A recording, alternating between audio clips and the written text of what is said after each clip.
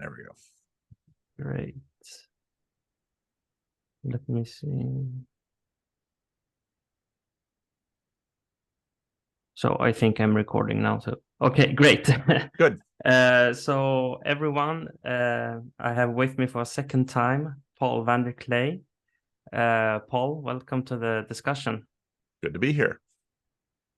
So today we are going to talk about John Vervaeke, and the reason I wanted to do that is because I have tried to watch some of his videos, and to be honest, I have watched his discussions relating to Orthodox Christianity, but also some other things related to Lutheranism, and but I have not watched a lot.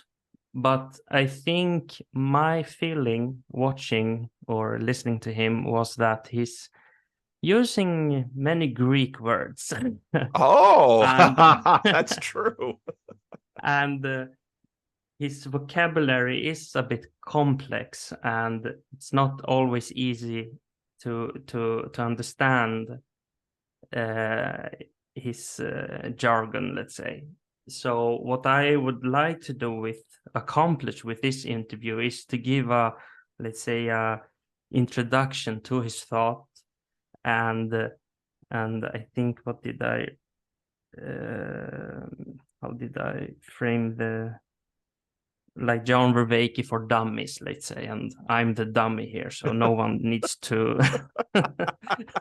no one needs to feel bad about it. But I don't know, he has a PhD, he's an award-winning lecturer at the University of Toronto in the departments of psychology, cognitive science, and Buddhist psychology. But maybe what I would like to do now is to discuss more general questions, and then we can perhaps go into more the specific words he's using and what they actually mean. But who is he is my first question. I don't know, that's very broad, but and also, of course, the audience should know this is this would be your understanding of him. You know him, you have met him, so of course I don't know if he there is a question here if he would agree with our assessment, but well, he's able to correct, and yes. and he is. I do count him a friend, and I think on his part as well. And so I will try to be clear and fair, but of course John's thought is very complex, and I hope I can give a fair telling of it, as well as some of my thoughts about it. So in terms of who he is, as anyone who knows my channel knows, I tend to do a fair amount of biography with someone, and I did that with John as well. He grew up in a Christian, in a fundamentalist Christian community. And when I say that in the North American context, these would be Protestant communities that have a high degree of biblicism with respect to them.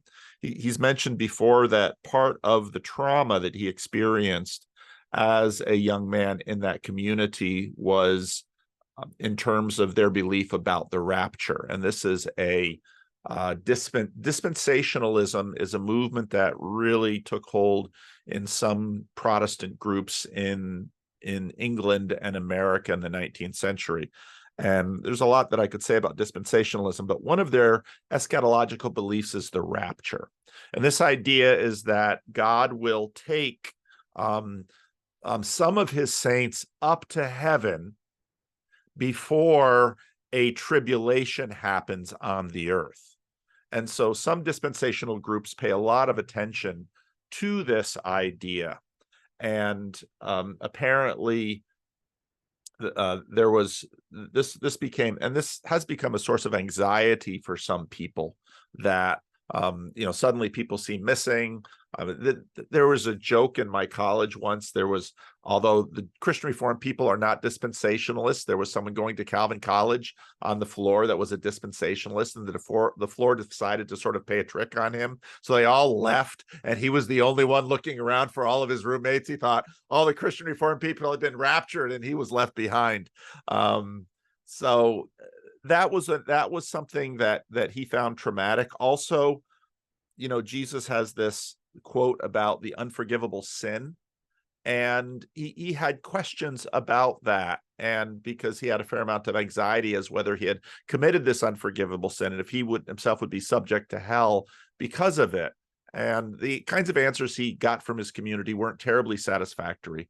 And so, like many people in North America, when he got to college age, he left the church and he left religion, and he started on a path of seeking wisdom and trying to figure out life. And so he got involved with various martial arts practices, Taoism, Buddhism, explored many of these things. He also explored Christianity at different places in his life. Paul Tillich became an important figure for him.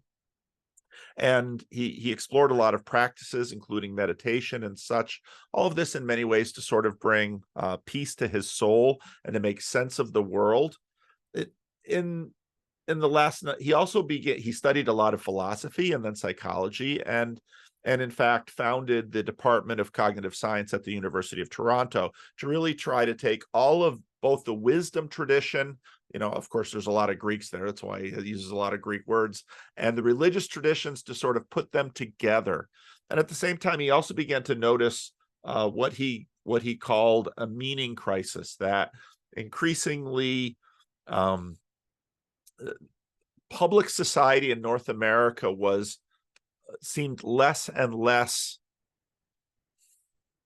capable of growing people up that felt a sort of peace with the world and an intelligibility to their surroundings.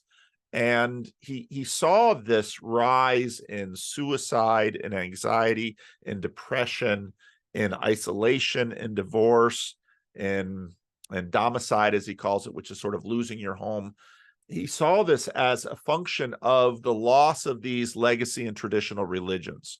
And so his first course, he had been teaching a course at University of Toronto, Cognitive Science and Buddhism, which had become very popular, where he was working on a number of these ideas. And then there are a lot of, I was recommended, some people who were listening to my stuff recommended that I listen to that course. The sound quality was so poor. So then he had a number of students to help him do Awakening from the Meaning Crisis, which is a course of 51-hour videos that sort of puts together all of these arguments and brings together philosophy and cognitive science and elements from traditional religion, Christianity and Buddhism, and sort of paints a whole picture.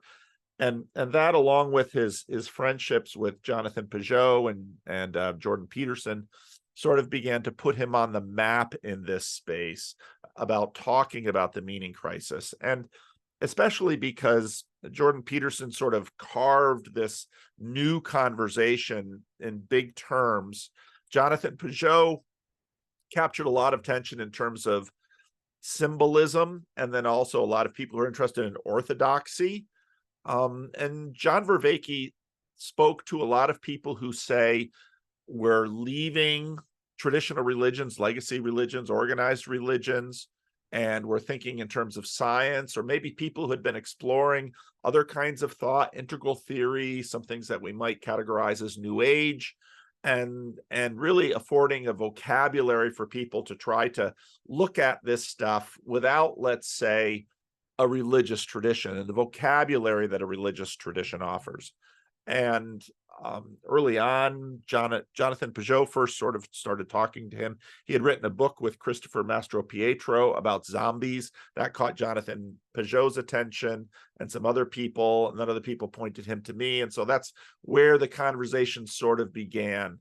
And we wanted to, well, at least for my part, I wanted to have a space where both Christians and non-Christians could come together, find some common language, and begin talking about the these issues that all of us agree have been facilitated by the decline of the world religions and their grip on populations in the West. So that's maybe a who is he in terms of this whole conversation. Great, thank you. So based on what you said now, is it that he had a let's say negative experience of religion in his upbringing, but did the meaning crisis sort of reintroduce the importance of religion for him, do you think? Or yes, he saw, he's quite clearly a careful observer of himself and those around him, and so having grown up in a religion, even a religion within which he experienced some trauma, he recognized, the more he studied, how valuable and functional religions are for people's sense of well-being and health, and for a healthy community to function. So he recognized that. But many of the issues that really arose in the modern period, especially in the 19th and 20th century, cast doubt on religions, on the plausibility and viability of religions. So many people left religion, but they had nothing in their lives. They had no institutions, relationships, cognitive grammar. He would talk about language, which would sort of replace what those religions had done for people. And so in many ways, John's quest is of a seeker who remains appreciative of what he often calls the legacy religions, but also skeptical of their plausibility for certain populations. And so part of his project is to be helpful for those people for whom Christianity, Buddhism, the traditional religions, people don't feel them to be a viable way forward for them. And so he wants to give them some other things that might be helpful. yes, so that leads us to one of the questions I have written down, that what is his appreciation, let's say, as well as critique of specifically Christianity? You in your last that I saw interaction, you sort of talked about some of these things on stage. So yeah, maybe what's his overall view, let's say, and critique? Well, his critique of Christianity isn't a lot different from many modernist critiques in some ways. While he has a lot of openness to a lot of things that, let's say, new atheists would sort of dismiss, a lot of what, let's say, Charles Taylor might write in A Secular Age, I get the sense from John that he has a fairly buffered self. His ideas about science and cognitive science, for him, he's got some reasons to be skeptical, not only of Christianity, but of, let's say, modern theism. Because I have noted, when he talks about his non-theism, there are some similarities to what I'd call classical theism with John. Part of what happened, I think, in the modern world was that increasingly God became another being, another thing in a universe of things. And a lot of new atheist critiques of God are that. And John is not part of that group at all. So as a non-theist, he would say that God is not another thing among things in the universe. And so there, some of the conversations with respect to non-theism and classical theism, I think, have been very interesting. But John will often critique what he calls a two worlds mythology, fundamental to, let's say, Christian eschatology, and even sort of a rationality of Christian behavior in this world, is that Christians in this age can take on a particularly sacrificial posture because we believe that our agency in this particular arena is temporary, and through the resurrection, through the work of Jesus Christ, we will in fact participate in another world, in a second world. And John's got a lot of deep skepticism about the plausibility of that next incarnation, the plausibility of that next world. And he sees, and rightly so, some of his critiques about how this two worlds mythology has been used. He's got some strong points that he makes in that. But I think that's one of the ways, that's one of the things that is keeping him from, at this point, I'd say, embracing Christianity as a viable belief system for himself. That's just one. He's got a number of other ones too, but there are a few reasons why he looks at Christianity and says, I'm impressed by a lot of the things that you've done, but personally, I don't quite believe that framework. And I think that framework's pretty foundational for most Christians. Yeah. So some of the things you mentioned resonate with me in the sense that I see a danger when we make God, let's say, almost a super strong creature in a sense. And exactly. I was reading Greek philosopher and theologian Christos Yannaras, and he said that, the fathers, when they speak about, let's say, the nature or essence of God, in Greek, ousia, they often say ousia and then hyperousia, beyond. And in Greek, the word ousia is the basic word is being.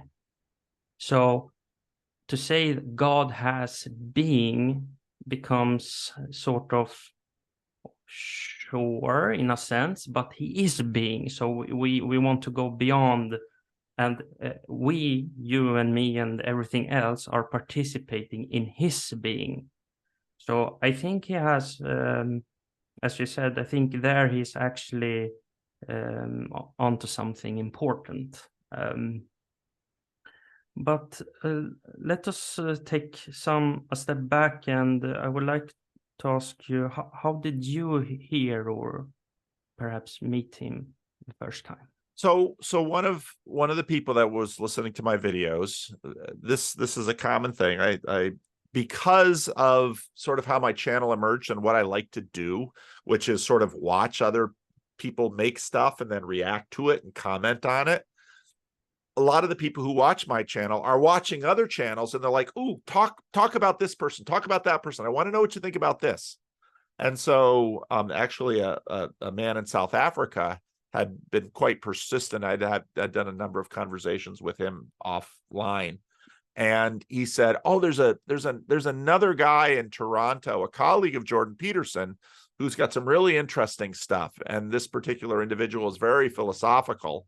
And so he very much wanted me. So I watched some of John's Buddhism and cognitive science videos, and I found them interesting. And I made a few comments on some of them. I incorporated them into some of my videos. And John, that caught John's attention. At that point, again, he wasn't big on YouTube, and he wrote me. And he wrote a very, very nice email and said, "I'd love to have a conversation with you." And so that led then to our first conversation, which is online. And it's one thing to listen to somebody's ideas and respond to them, critique them, whatever. And once you get to know someone, one of the things that became very clear getting to know John was he was a very generous person. He was a very kind person. He's someone who prioritized relationships. And you don't always find that. There are many people who do it, but you don't always find that. And very quickly, I found John to be someone who I could really have a wonderful conversation with, and we could learn from each other. And he had started doing conversations with other people on YouTube. He had done a conversation with Benjamin Boyce, which I thought was really cool and clear. He'd been conversing with Jonathan Peugeot. he had, obviously, was a colleague of Jordan Peterson. And there was one really interesting video where he was in conversation with Jordan Peterson. John had this theory about relevance realization. And so he had a lot of interesting things. And so that began a conversation. And then we did Awakening from the Meaning Crisis. I watched that video series quite carefully and was able to do some commentary on it. And so the conversation continued to grow. And then in 2019, some mutual friends of ours who had been watching both of our videos they wanted to do an event in Thunder Bay in 2020. And so they had contacted Jonathan Pageau and John Vervaeke and myself and said, we'd love to do a conference with the three of you in conversation in Thunder Bay. Then the pandemic hit, so that got pushed back to 2022. But that then was sort of the impetus of the online conversations and the developing of a relationship. And yeah, so that's really how that happened. Great. Now, I think I remember correctly, but in the beginning, Jonathan Pageau and John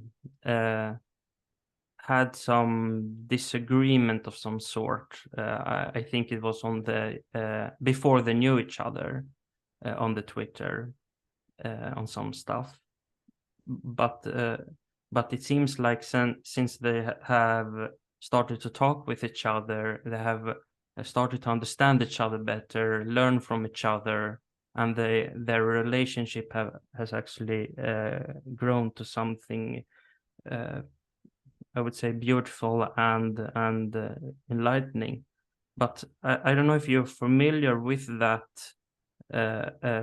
episode, let's say, and if you would like to say something about that, because and the reason I want to discuss it is because I think disagreement can sometimes be a way to understand each other also, to see where are we as I said, disagreeing.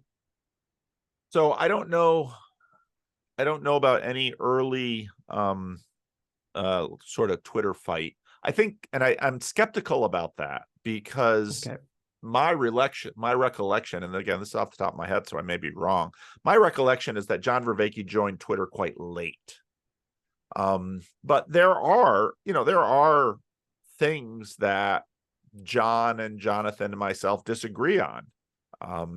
And part of what has, I think, made these conversations work is we really try hard to disagree, but without being disagreeable, and try hard to not let our disagreements get in the way of the relationship, and to maintain an appreciative posture so we can continue to learn from each other and to open up ourselves to being challenged and work that through. If you go back and you watch the earlier videos, Jonathan tended to emphasize emanation, which is sort of top down, and John, I think earlier on, tended to emphasize the emergence, which tends to be the more scientific posture, the more non-reductive materialist posture, which is that things will develop from bottom to top. And so I don't know what John would say about this, but in my observing him, I think all of us, John, Jonathan, and myself, we've all continued to develop and change. Now, we might not have changed categories. John continues to label himself a non-theist. Jonathan continues to be Orthodox. I continue to be, Protestant, Dutch Calvinist, Christian Reformed. But I think we've all grown in appreciation for each other's positions. We've grown in knowledge of each other's positions. But some of the differences that have emerged in the conversation, I think, have been interesting and helpful. But early on, some of the differences was, what about top down versus bottom up? And I think as John has continued to develop his thinking about Neoplatonism, I think we've seen more from John about emergence and emanation.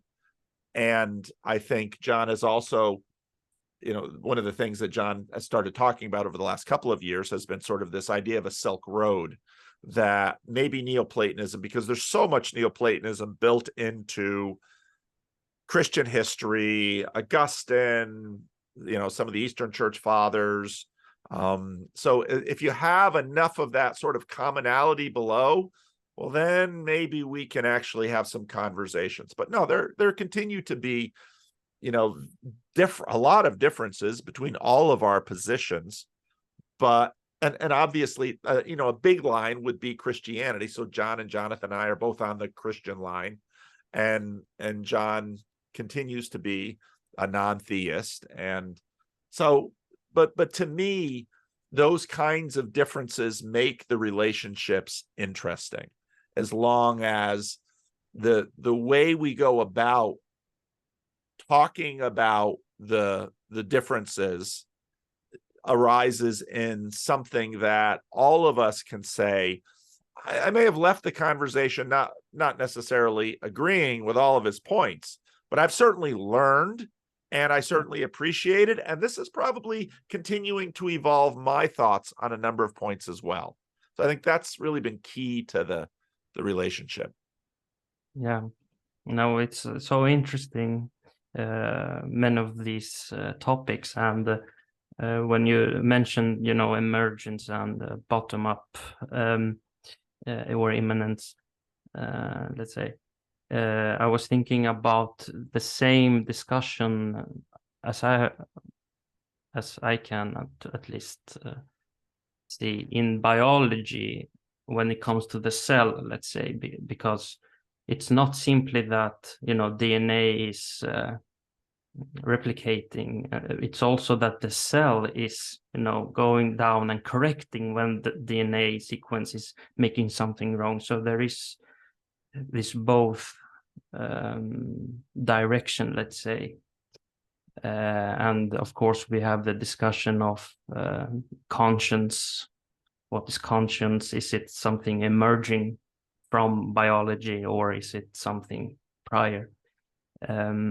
So these questions, let's say philosophical questions, are actually, I don't want to say real questions, but you know what I mean. They're closer to the material world than we think. Let's see. You kind of already touched upon this topic, but maybe, I don't know if you want to say something more, but my question is, how does it fit into the corner of the internet? And then I'm thinking more, what, let's say, space do he fill in this discussion? We have, as you said, the Orthodox, we have Protestants. I don't see so many Catholics in this discussion, but maybe I've missed something. But yeah. So, well, they're definitely there. Part of the challenge that we have is if you've got people on stage, and because this sort of evolved, I mean, quite, I haven't had a conversation with Bishop Barron, but Jonathan and John have both had conversations with Bishop Barron. So, and many of the people who watch the videos, Cale Zeldin, I do quite a bit of conversation with Cale Zeldin. He's Roman Catholic. So there are a number of Roman Catholics that are participating in the conversation. And even to some degree, I mean, Jordan Peterson says many appreciative things about the Roman Catholic Church, but he hasn't joined any church. So, Roman Catholics has his own. What's that? He has his own, though. Yeah, he has his own church. That's right. And that would make him a Protestant. Now you're mean to your own. I can pick on Protestants because I am one. Yes. But John, well, a lot depends on how big a frame. One of the things that has emerged on YouTube has been, I think David Fuller, who had the Rebel Wisdom channel going for a while, we call it sense making. And so John Vervaeke is definitely someone out there doing sense making for the internet. And there is a broader community out there doing sense making on the internet, and it has been for a while. Integral theory, Ken Wilber, that's been out there for a while. Various philosophical YouTube channels. These are all sort of sense-making channels. And in that sense, sense-making is in some ways parallel to religions, because religions are giant sense-making structures, if you will.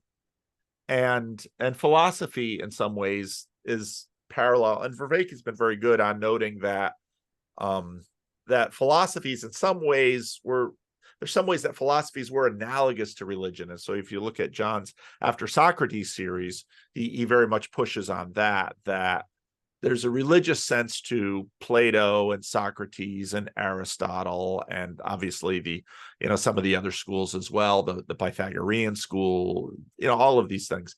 So in that sense, if we want to use sort of a secular term, we can say he's a sense maker. So broadly on the internet, that's where he's playing. In terms of in the smaller community that I tend to commune with, that these conferences have developed around, part of what I think helps keep the conversation and the communities fresh and honest is that he is a non-Christian voice. And if let's say we had a conference with me, Jonathan Peugeot, and Bishop Barron, most non-Christians would look at that and say, that's a Christian thing. That's not for me. I'm not a part of them.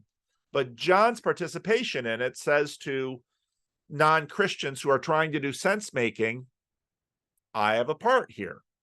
John Vervaeke is not a Christian. Jordan Peterson has operated in similar ways. And so I think as we continue to develop events and sort of communities, to me, it's been important to really try to maintain credible non-Christian leadership in the community, because that keeps the door open. Now, I obviously have evangelistic ideas. I would like more people to become Christians. I think it's the truth. But I think anybody who believes in that they have some handle on the truth and has some generosity in their heart would like others to believe as they do. And so they argue their case. John Vervaeke does the same thing, as does Jordan Peterson, as does Bishop Barron, as do the Orthodox. So I think part of what also makes this work is an understanding that nobody's going to play games with you to try to get you in their little tribe. But everyone, I think, is going to hopefully put their best foot forward with respect to their tribe, be honest about maybe the challenges of their position or their tribe, and then have a good faith conversation so that even our tribes can learn from each other. Let me ask you something that just came to my mind. I don't know if he has ever engaged with this question, but as a how did you say, non-Christian, non-theist, how does he answer the questions of objectivity of morality and questions like that? And he's talking about the meaning. Can we have meaning without the divine being or God? Has he ever engaged those more apologetic Christian questions? He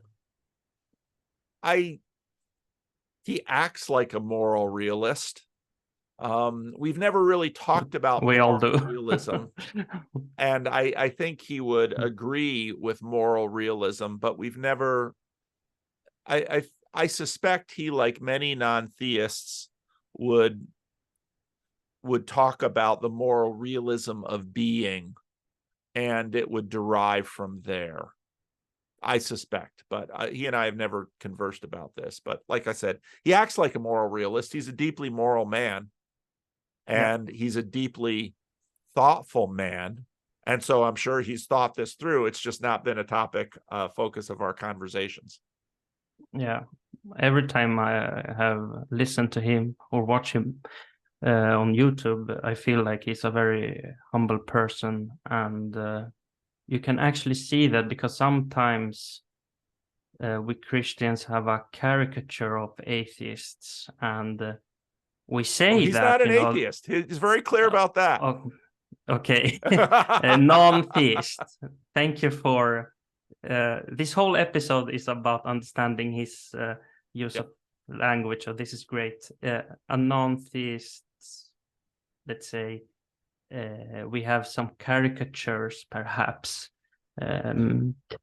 but he kind of breaks that for me. He's really a humble person, and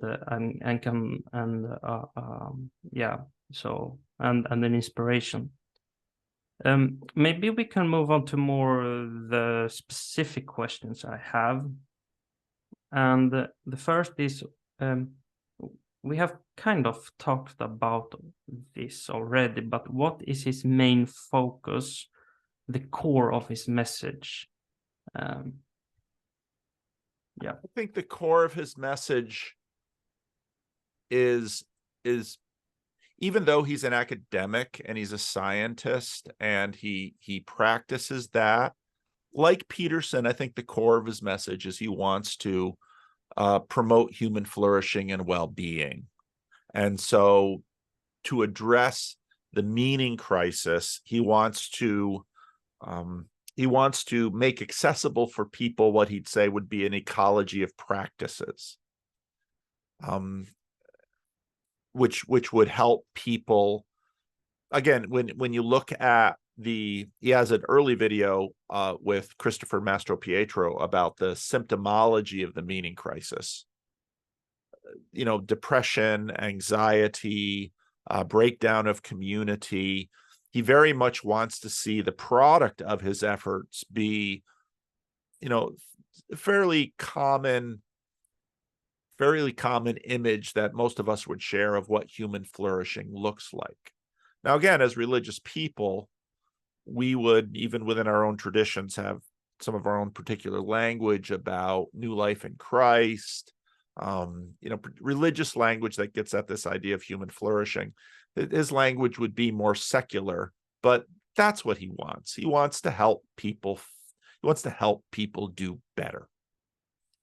And I think that's, and all of his work. So a big part of his work is that, but a lot of his work is also just, he continues to be a seeker. And so he's exploring the nature of reality. He wants to know the truth. He wants to see the beautiful. He wants to live the good. So I think that's the core of what he's about. Gregory of Nyssa has a sentence. I want to try to give it in Greek, but he says something like "toaizitin." Anyway, he says that to find is to always seek in some sense, but he's not saying that we are in this, darkness and always seeking, but he means that every time we find God, we're kind of seeking more of him. Yeah, and that's really good. This process can begin different. Maybe someone is born, I don't know, Christian home, someone is not, or we have all these kind of adventures in life. We lose our way, we find our way again, and so on. But I think that's a beautiful image of life, and in a sense, the identity of human beings. We are these always seeking beings. He talks about, as we have already discussed a bit, about the meaning crisis, but it's not obvious what that actually is. So what is the meaning crisis for John, let's say John Vervaeke? Yeah, I talked a little bit about some of the symptomology of the meaning crisis. in the third chapter of John, Jesus makes the point about spirit, that spirit is like the wind. You don't see it, but you see what it moves. And I would say for him, the meaning crisis would be similar. You don't see it, but you see what it moves. And you see it in, again, sort of the many atheists and new atheists saw the loss of traditional religion as a subtraction story, and a happy subtraction story. John doesn't see the loss of traditional religions as a happy subtraction story. He sees it much more as kind of a catastrophic subtraction story. Now, many religious people see it that way too, and they say, oh, we need to revive, we need to revive our presence in the public sphere. He would say that, again, there's some real reasons why people have left religion. They might not be aware or conscious or cognizant of those reasons, but they are still working under the surface. And the manifestations of this are depression, anxiety, breakdown of social structures, breakdown of the family, inability for people to create and maintain lifelong friendships and even, romantic relationships.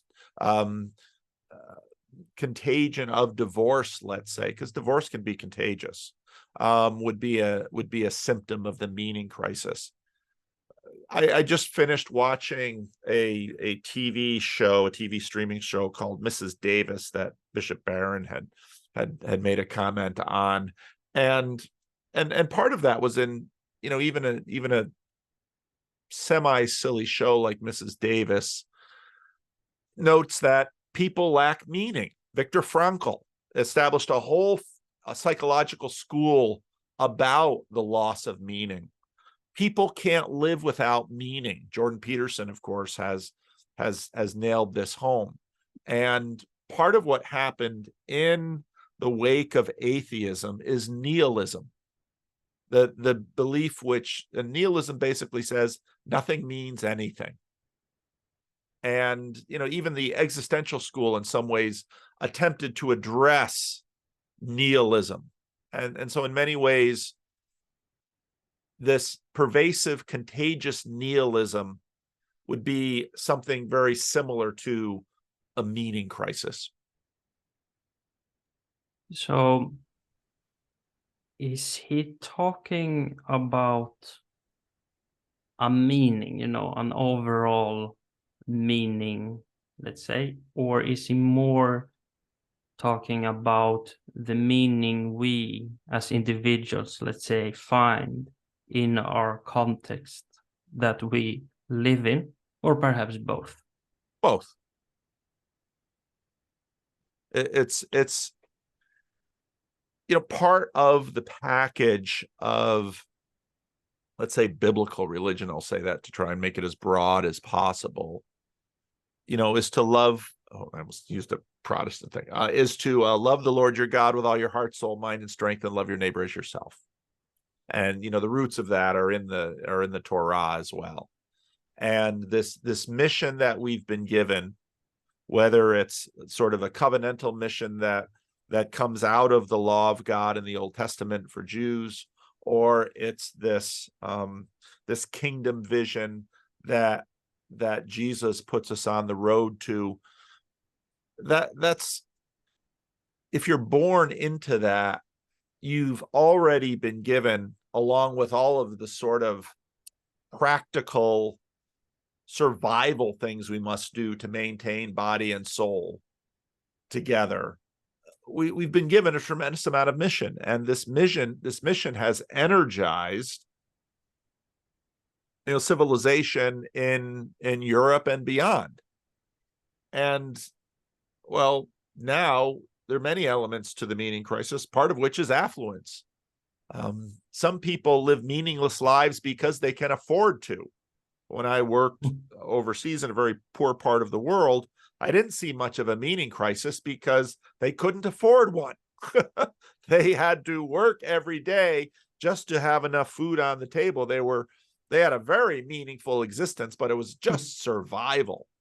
And now for many of us in a much more affluent place of the world, survival doesn't require that many hours a day. What are you going to do with the rest of your time? And human beings need meaning. Yeah. The word meaning, to my mind, is related to the word purpose. And does he see that each one of us has a purpose in life that sort of,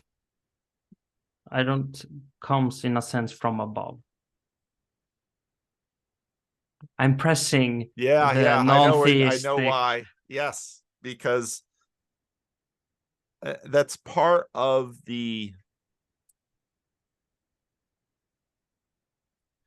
I think for theists, a lot of our purpose comes from the fact that we have a personal God and we relate to a personal God, and that personal God puts us on a mission. More impersonal imaginaries struggle with this purposiveness. I was actually, I'm working on Paralandra, C.S. Lewis's book on Paralandra, and it's interesting because the video I made, I haven't put it out yet, of a speech in chapter 10, Weston, who sort of typifies kind of Western atheism, as it were. And when in Paralandra, he sort of switches into a much more spiritual, a Western materialist yet spiritual sort of Hegelian system. And so he inserts sort of a purposive progression, but it's still impersonal. But I think part of what people who have more of an impersonal system, they keep having to add that purposiveness. It's sort of like if you're eating a banana, it's already sweet because the sugar is in it. But if you're having to make this fruit up for yourself, you're going to have to add a sweetener to motivate. And so that's that purposiveness. So I think, again, that's an interesting question that I haven't really asked John. I think, again, he very much sees purpose for living, but the source of this purposiveness, and again, he's talked increasingly about Neoplatonism. And so Neoplatonism is a tricky thing because, okay, it's non-theistic Neoplatonism, but the one, boy, I'll tell you, and that's part of the reason Christians could, you discover the Bible and Jesus, and then you're living in the midst of a very Platonic world. It's like, these things kind of fit together pretty well. Yeah. Look. Yeah. Yeah. No, it's very interesting. All of these questions. I was listening to a talk by another theologian and priest, Father Nicholas Ludovicus, and he was saying that. He said that synergy is the identity of human beings, that we find our being, let's say, you can throw in the purpose, meaning, let's say, in our relationship with God. And in a sense, the more we lose of this source of life, because we have being by participating in the being of God, when we sort of distance ourselves from this, we kind of die, like literally. But I had always a question there: why don't we fall into nothingness? Let's say, why are we still, in some sense, in the Orthodox tradition, keep after death there is like heaven and hell image there,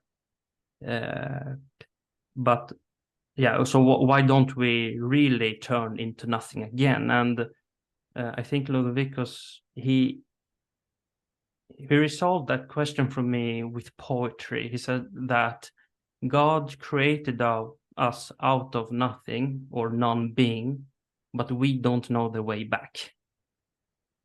That's And cool. it's like, yeah, Well, I understand that from intuition. Yeah. I would say the graciousness that God expresses in giving us being. And, you know, the more I understand, you know, some of the Orthodox, and I, of course, come from the West, I think, you know, in some ways I'm trying to, because in some ways they come at these questions from two different sides. And God is full, and also Lewis, you know, the more I get into Lewis, the more I realize just how broadly he read. I mean, he remained an Anglican lifelong. He grew up in a context which was very anti-Rome, but he was such a classicist and a medievalist. He imbibed so much of church fathers, and so, you know, I can understand and deeply appreciate how someone who comes from Western Christianity, the opportunity to increasingly understand and appropriate a lot of the gifts that God has given to the East. So that's been wonderful. But it's a human. One of the big fights in the Christian Reformed Church at the beginning of the 20th century was about common grace. And common grace in Dutch Calvinist theology, I think, touches on exactly this point that you make, that God, in giving us the being he has, gave us such an extraordinary gift that even in our rebellion, he's given so much to us. We have to work really hard to undo the amount of goodness that he lavishes on us. And you can take a Protestant saying out of a black church, you can't outgive God. I mean, and you might be rebelling, but God just keeps strengthening. And you know, at some point, you know, the wise person surrenders and says, okay, Lord, I'll let you keep giving. I'll stop fighting you. And C.S. Lewis says, you know, we're not so much, you know, what we are really is rebels that need to lay down our arms, and in many ways lay down our arms and let ourselves be loved by him the way he really wants to love us. Yeah. And now that's a complex love. And again, Lewis, I think for me, Lewis is a real guide to help me with this. And again, the more I learn about you folks from the Orthodox tradition, the more I see, oh shoot, Lewis snuck a lot of that orthodoxy into me when I didn't know it.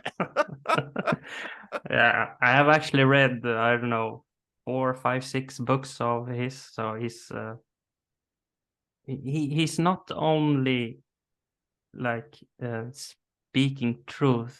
He does that in a beautiful way. Yes. So he brings together truth and beauty, and I have always envied that. I want to write and speak like that. Now we come to the end of this interview or discussion, but this part is important for me, and it's some of his vocabulary relating to knowing. So he talks about prepositional knowing and participatory knowing. Can you explain what he's getting at with those words? Yes.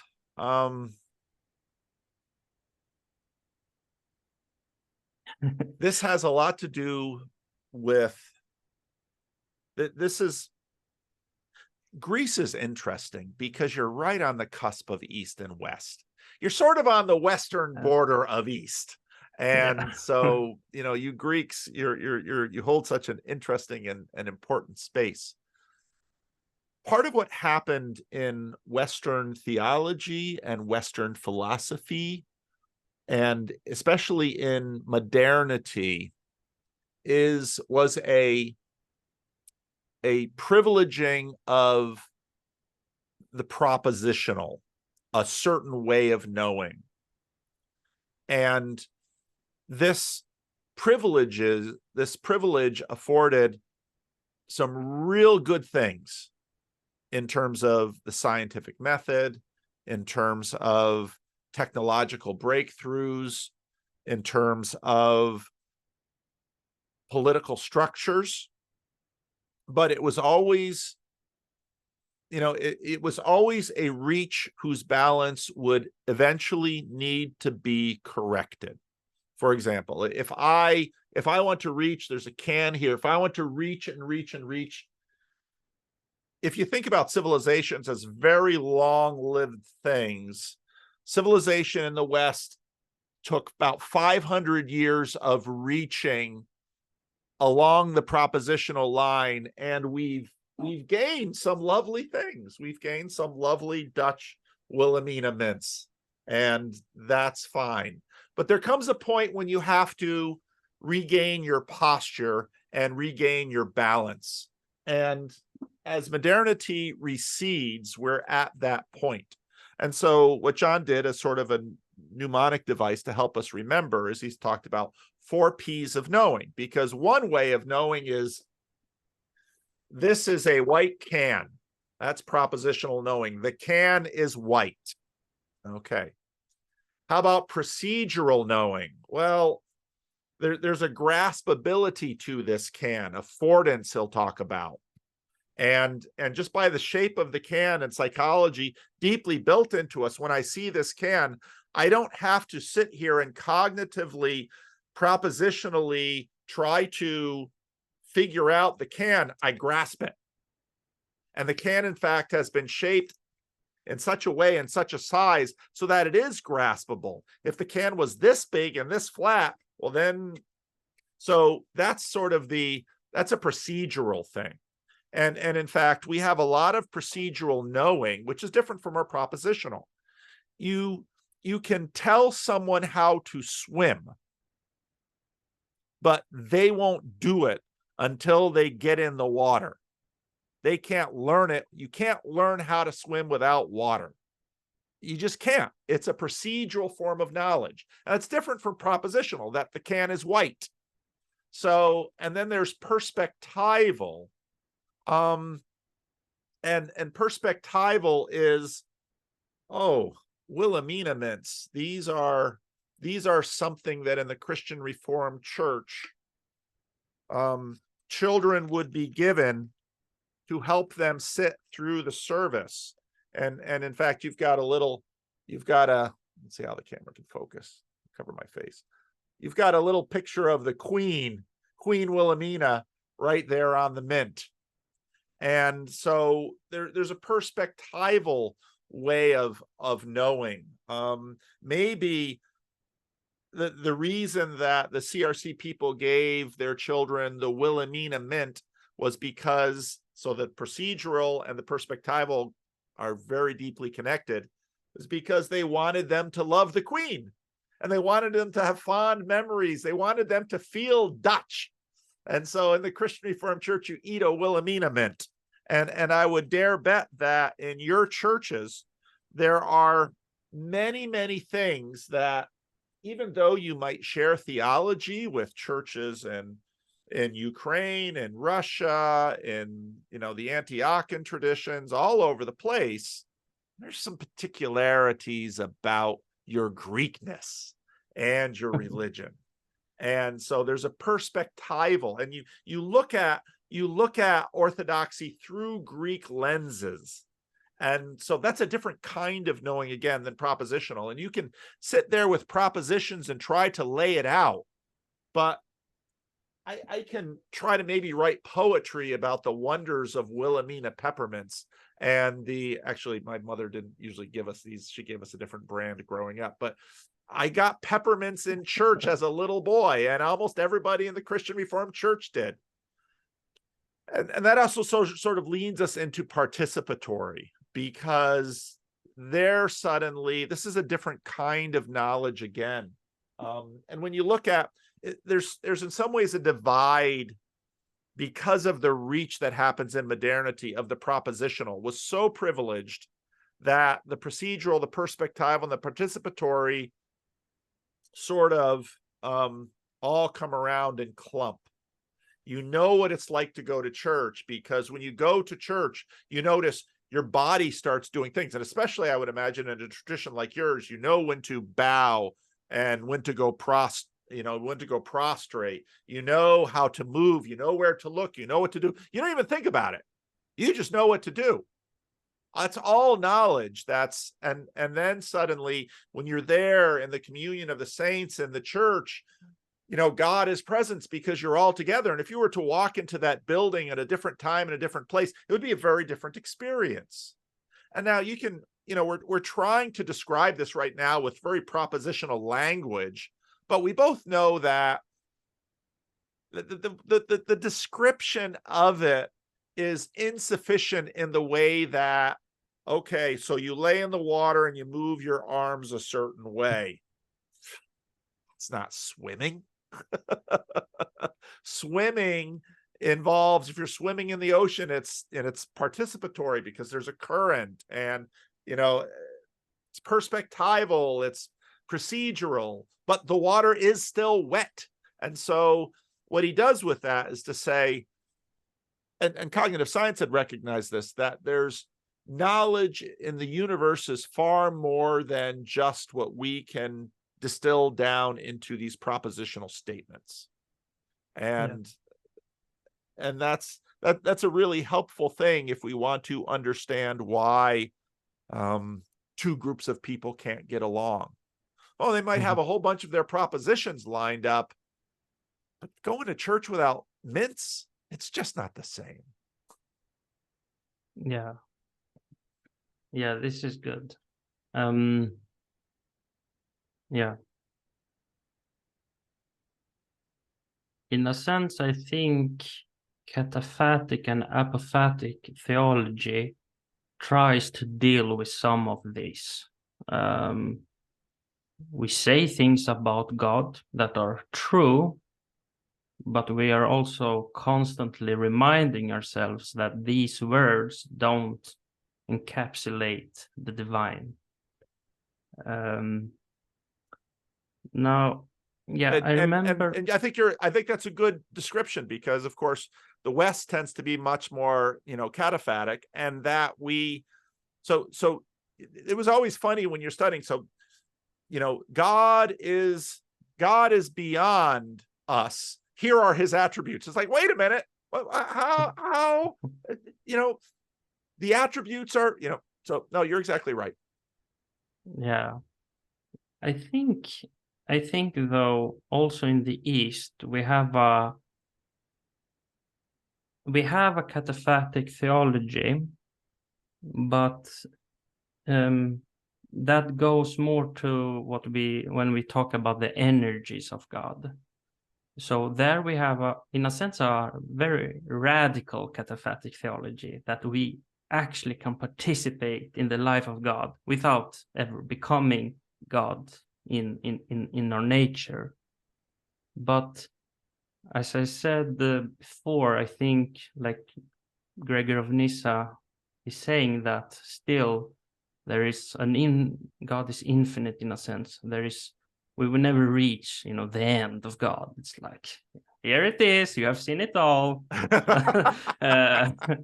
So it's like we have cataphatic theology, but the apophatic aspects is still there in a sense. That's but this was very helpful, the way you explained those words. To be honest, I'm not sure I totally grasp everything, but I will need to go back and re-listen, I think. I remember John Vervaeke talking about this in relation to, was it an expedition to Mars? The people that were, you know, steering the thing on Mars, well, they didn't only steer the thing, they were almost identifying as the vehicle there. Yep. So they Yep. so Yep, they were exactly, the Mars rover. using, yeah. And this will perhaps be my last question, but do you think this can be applied in let's say biblical theology? Let's say that so this is a new thought I had listening to John, that in a sense when we talk about the theology of Paul, we read what he writes, you know, but at least in the Orthodox and I think all Christian theology in a sense, we also want to have the experience of Paul. And if we have the experience of Paul in being one with Christ and so on, we can actually understand him through that. Even if we don't have his words, in a sense, that kind of participatory knowledge also give us some insight in him. And this would probably be anathema, I would say, to modern biblical scholarship, because, you know, who says who has the real experience of Paul? And it's kind of goes beyond the limits set by at least more liberal. I don't know if you agree or don't agree, but do you have some thoughts about that? Well, the propositional has some, there's a reason why it got privileged. If we can all stand in a room together and say, God is Father, Son, and Holy Spirit. Yeah. And we can all say that. Well, that gives us a sense of unity, and it gives us an agreement, and it's fairly compact. Now, in the book of James, for example, James makes the point that, well, the devils know God too. I mean, that's part of the weakness of the proposition. You would imagine that the devils can be more accurate in their propositional statements with respect to, potentially, they're liars too, so you got that problem, but potentially than we can. And so part of the reason Jesus doesn't just give us, these are the list of things to say, and at the end of them you say, I believe. That's not being a Christian, because to be a human being means to that there, all of these 4 P's are part of the Christian faith. And so it's always on one hand, if we all profess the Trinity, let's say, then here we are, we're all in this Trinitarian church and we can all be one. But if someone says, well, this position, this particular idea, or this particular behavior, or this particular thing over here doesn't feel like God, well, let's put 10 people or even 2 people and say, well, how does God feel? It's harder. And so churches get on the same page by embodying and being and living. And even though they're all going to have different sensibilities and different experiences, they're also going to have communal experiences. But the funny thing is, we're never quite sure beyond each other. You know, it's the old question, you know, does you and I both look at this book and we say it's green, but does on the inside green to you look like green to me? And there's a lot of, you know, fancy scientific reasons that say, yeah, it probably does, but yet the phenomenological, it's tricky. And because in order for you and I to participate together in the phenomenological, that inside those barriers between my inside and your inside always remain. And the propositional can sort of bridge that sometimes. The book is green, so say we all. But is green to you like green to me?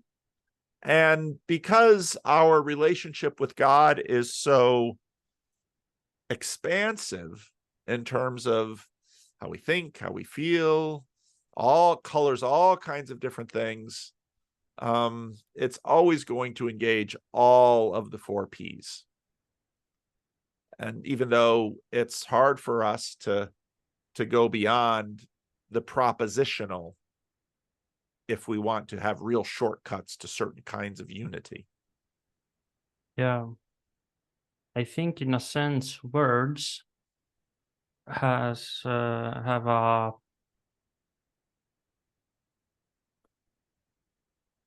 same perhaps function as an icon. It's like, it's not the prototype. It's like the word love is not love, but it's not either also arbitrary. So it's a sign in a sense.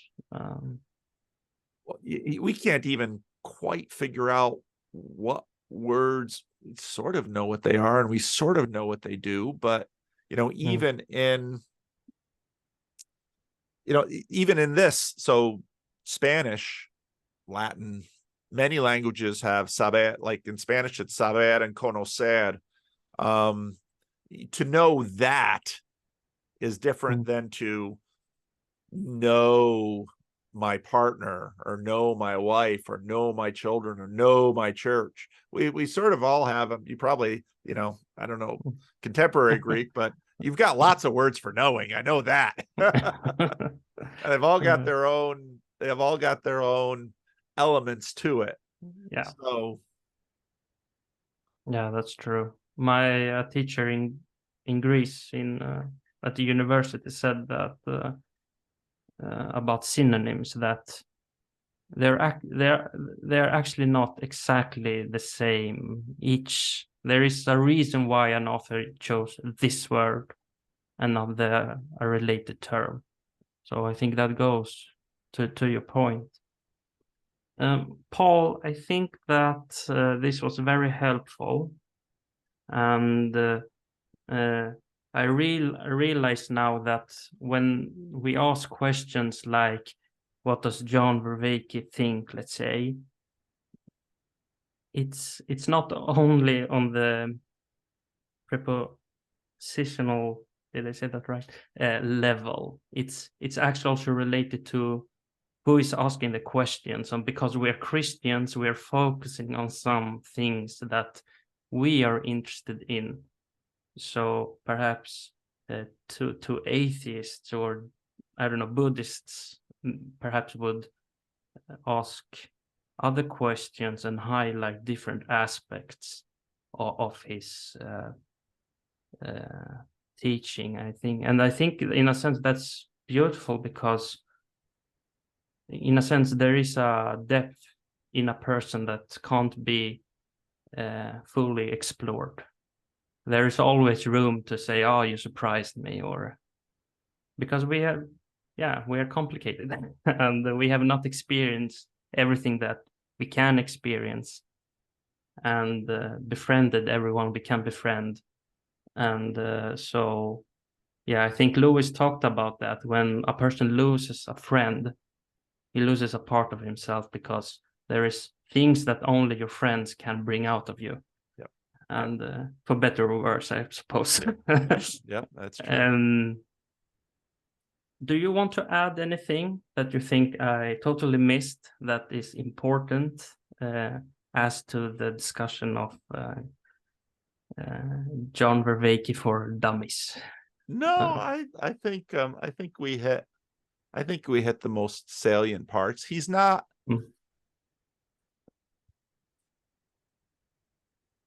always easy for some people to understand, partly because he is developing a new vocabulary that is specific. And so this question about language comes to the fore.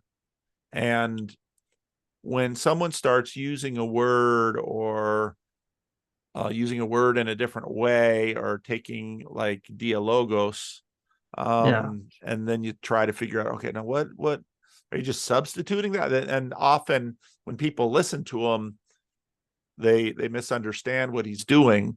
And it's also the case that I know when I play around with language, I'll maybe, I've been talking about the Arenic and the Agentic, and then when other people hear it, they'll hear a different thing, and then they'll feed that back to me, and then I'll see it in a different way. And it's in that way that the development of language is highly participatory.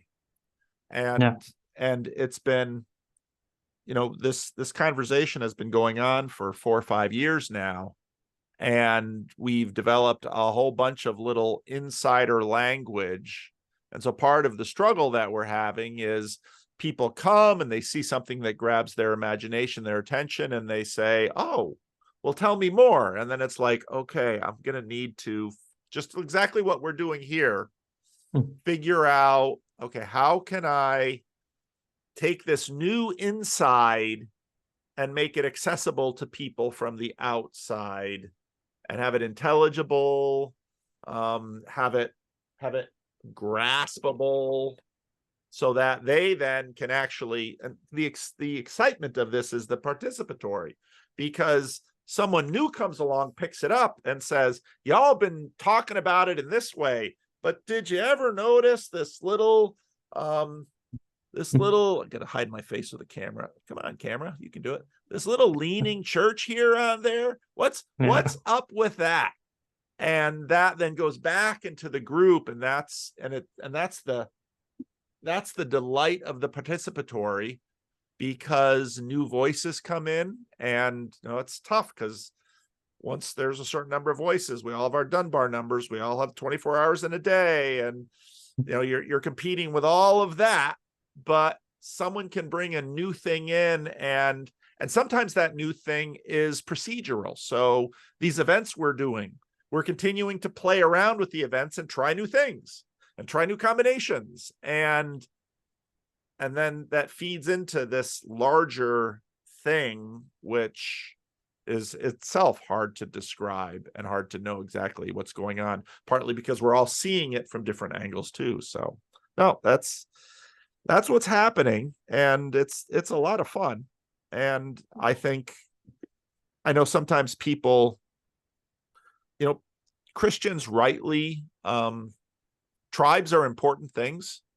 You need to be a good member of your tribe, and part of being a good member of your tribe is defending your tribe and doing that.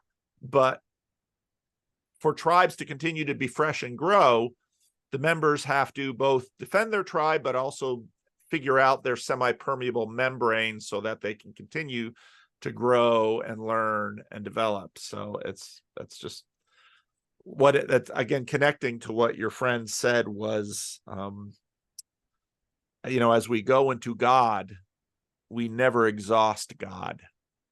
And in fact, the Christian idea of that our relationship with God is going to be everlasting and never ending is directly connected to God's inexhaustibility. To be clear, it was Gregory of Nyssa, but I hope he's my friend. I think you're a friend of Gregory of Nyssa, for your part at least. So exactly. Good. Yeah, that's great. Yeah, I when I listen to him, sometimes he says words that I've never heard, and I'm like, wait, he's speaking Greek now, so dialogue. But is he really meaning dialogue? No, he probably means something more deep here, perhaps. So yeah, okay, that's a lot there to unpack. Paul, thank you for your second appearance, but still with grace and not with judgment as Christ when he will come again.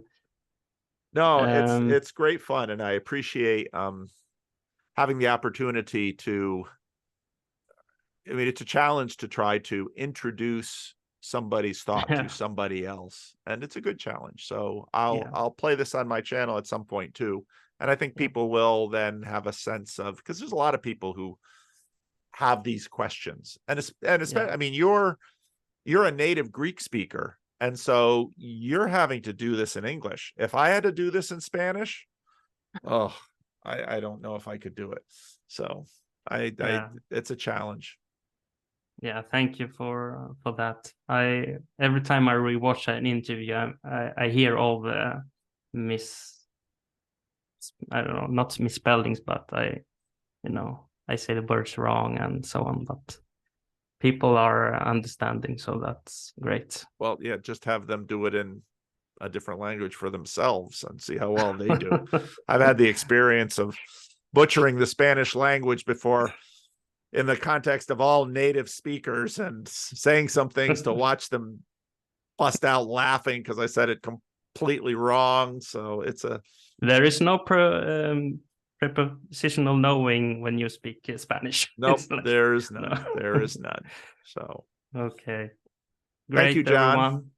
Thank you. Thank you also to the audience for staying with us to the end. And I will see you soon again. Bye. Okay, very good. Bye-bye.